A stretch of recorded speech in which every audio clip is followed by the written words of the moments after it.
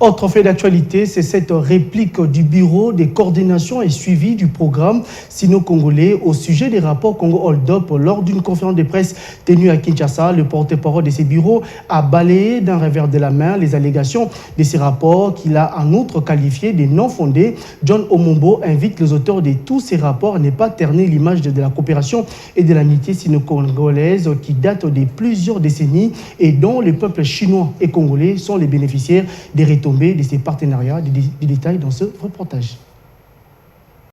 C'est dans ces palaces congolais réhabilités rétapés aux standards internationaux grâce aux retombées du programme sino-congolais que le rendez-vous entre le porte-parole du Bureau de coordination et suivi du programme sino-congolais avec les médias congolais et internationaux a été fixé.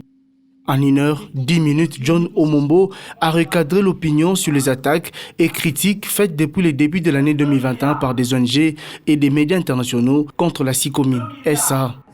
Le Bureau de coordination et suivi du programme sino-congolais est convaincu que toutes ces structures internationales ont un point commun, celui d'une solide conspiration des officines occidentales toujours déjà déterminées à salir l'image, l'honneur et la réputation des institutions de l'RDC, des personnalités, mais aussi elles s'emploient à fabriquer un environnement dépravé pour décourager les investisseurs, particulièrement des entrepreneurs chinois. Ce n'est pas bien d'accuser les partenaires chinois.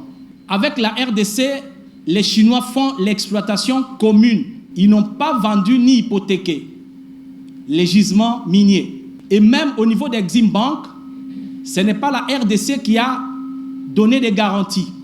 C'est le groupement d'entreprises chinoises qui a apporté des garanties au niveau des Exim Bank. C'est un contrat modèle. Il faut saluer l'inventivité des compatriotes qui ont négocié ce contrat. Au nom de sa structure, John Omombo a soutenu haut et fort, sur un ton panafricaniste, que l'objectif des auteurs du rapport Congo-Hold-up contre la SICOMIN SA est de poursuivre l'œuvre de la déstabilisation de la RDC et empêcher le peuple congolais de bénéficier de ces richesses du sous-sol. Dans les investigations de Congo-Hold-up, 19 médias, vous n'êtes pas là. Mais est-ce que vous êtes sûr que les éléments qu'ils disent sont vrais? C'est un manque de considération. Ignorer ça. Le Congo a besoin de son développement. Et le Congo a besoin de partenaires comme les Chinois qui viennent pour travailler avec les Congolais pour développer le Congo. Encore que ce qui y est exploité en commun avec la RDC ne représente même pas le 3 ou 4% des réserves dont dispose la République démocratique du Congo. Mais pourquoi la présence des Chinois doit déranger?